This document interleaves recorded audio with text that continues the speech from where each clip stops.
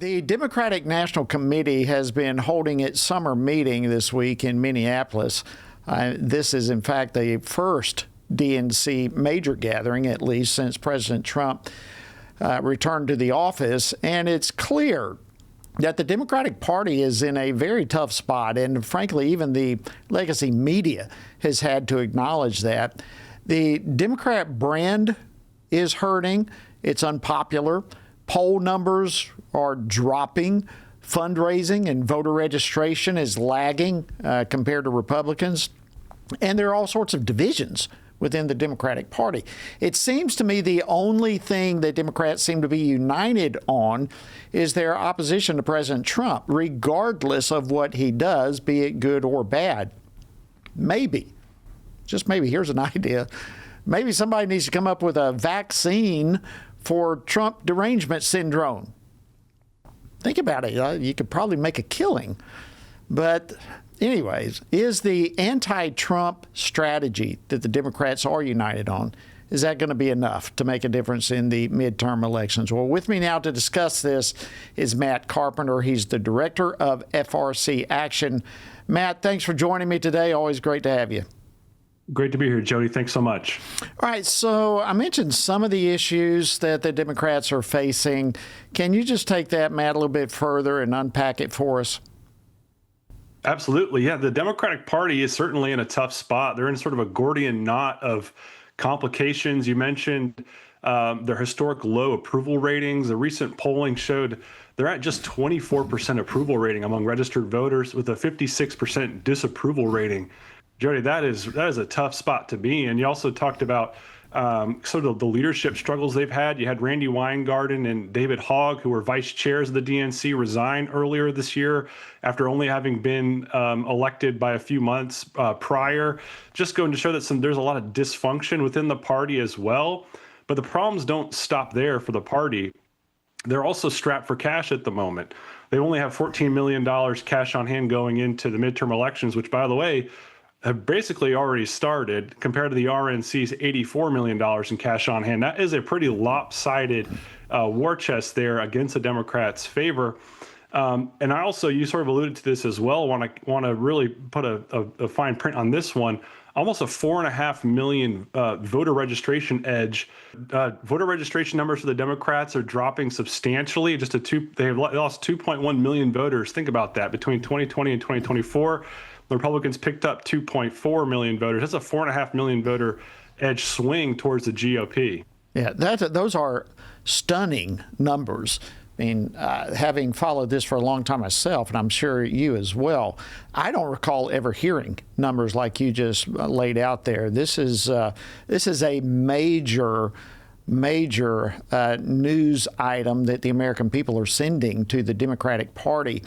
I wanted to get your take on this as well. One of the headlines over the past several days was the division within the DNC meeting over Israel.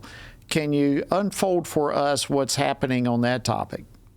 Yeah, absolutely. This has been another sticking point for the party as well.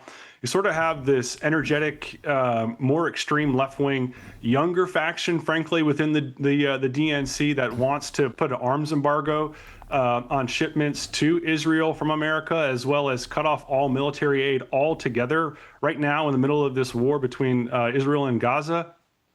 And you also have sort of a countervailing resolution that the DNC considered from Chair Ken Martin, which he ended up actually withdrawing, which would have called for a two-state solution and a ceasefire and unrestricted humanitarian aid. Neither of these resolutions ended up passing. They ended up having to rescind the chair's amendment, and they ended up saying basically, let's talk about this some more. So unresolved, and this is at a moment when the party is meeting ahead of the midterm elections, trying to show unity, to ease donors' concerns, and then get some momentum. And that's just not, for them to not even be able to figure out which side of this conflict they're on. and come to some kind of a resolution about it is telling that there's a real division there. Yeah, the division is deep. I mean, you've got the squad on the one hand that just continue to push the Democratic Party further and further and further to radical, extreme left positions. And then you have some who are trying to at least scratch their way a little bit more towards the center. And it just seems like the fracture is deep and wide. It's a web that they've created for themselves. And in the midst of all of that, one thing that I've learned in my time in Congress in Washington, everything is political and everything you try to spin your way out of when you get in a mess. And it appears that's exactly what the Democrats are trying to do right now. There are some within their party that are trying to spin all this division and create a different narrative, somehow suggesting that their ability to debate and to discuss and to disagree with one another somehow is the strength of the party. And it's not a sign of weakness, but a sign of strength. What's your take on that narrative spin?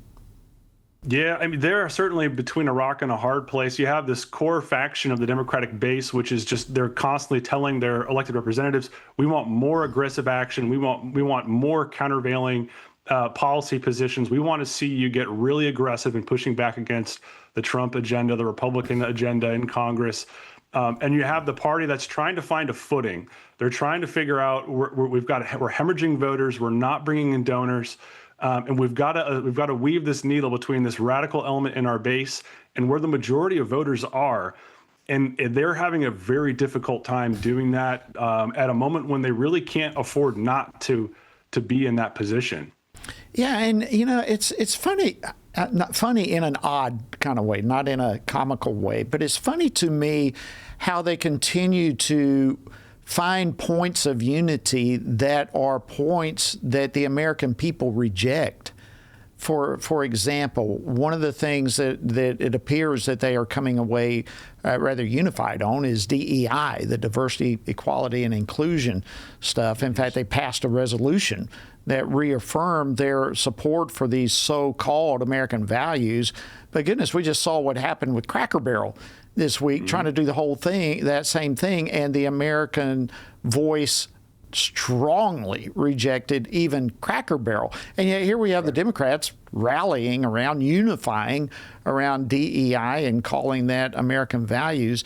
But considering how Americans are responding to DEI, what's your take on the Democrats rallying and unifying around this? Certainly in my mind, Jody, the 2024 election was absolutely a referendum on that agenda. I just think the Biden administration took every opportunity they could to push that DEI agenda in every nook and cranny they could of the federal government into American society. And it was rejected at the ballot box. And to your point as well, it's been rejected in the marketplace.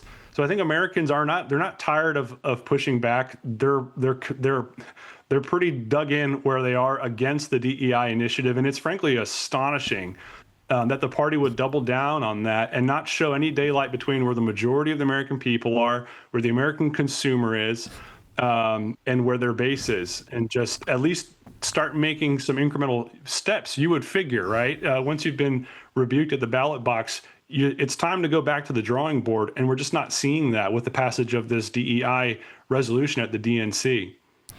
Well, Matt Carpenter, it looks to me like the Democrats are they've got an uphill battle before them if they're going to claw their way out of this. They've got to make some serious changes. So let me ask you this before I let you go: how does their battle and their desire to try to gain more power in Washington look? I mean, when we're going into this 2026 midterm election, realistically, what does it look like for the Democrats? Well, Jody, we've covered a lot of the institutional, kind of cultural headwinds that they're facing.